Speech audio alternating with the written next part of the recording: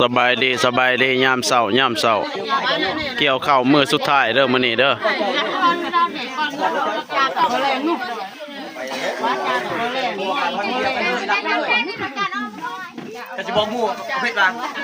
เขากระลมเบิด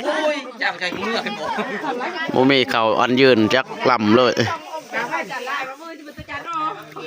เหี่ยวไปเลยบอกไว้แล้วว่าเขาว่าโอ้ไปยัดแดงไปแล้วคนพอแห้งเลยเพชรมันจะเมื่อที่บอกใครเด้อโอ้ยเป็นบอกคนเมื่อนะคนพอแห้งเลยไปแล้วไม่มีอาการเรื่องนั่นเนี่ยเขาคือบอกว่าเขาจะมองอะไรกันนี่เลยจะเป็น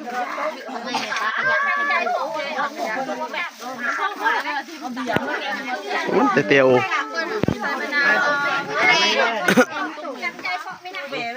เตียวมองให้เขาใช่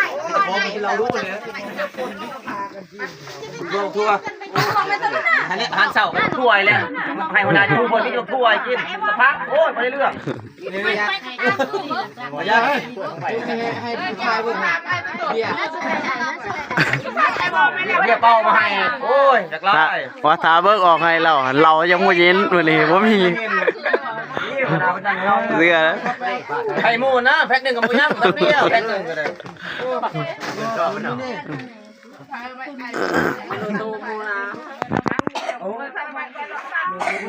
วันนี้อยากน้ำรู้สบายอันนี้สุกอันกระยาอ่อนแล้วก็ไม่พอเลยมันจะมาพูดเลยมันจะโต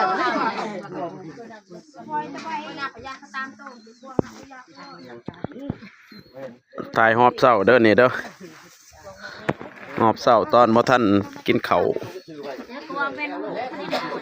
จอยดอกร้านเลยใช่ที่แต่ละสาใช่ย่อยใช่ย่อยดอกเธอต้องสีเสื้อผ้าต้องจับเป็นนี่นะเอาโอเคโยนส้มโยนส้มเนี่ยแต่ว่ายังทะเลาะนี่ได้ประกาศตัวดอกดีอันนี้มาจังหวัดเลยเด้อกำลังเริ่มอาหารเช้า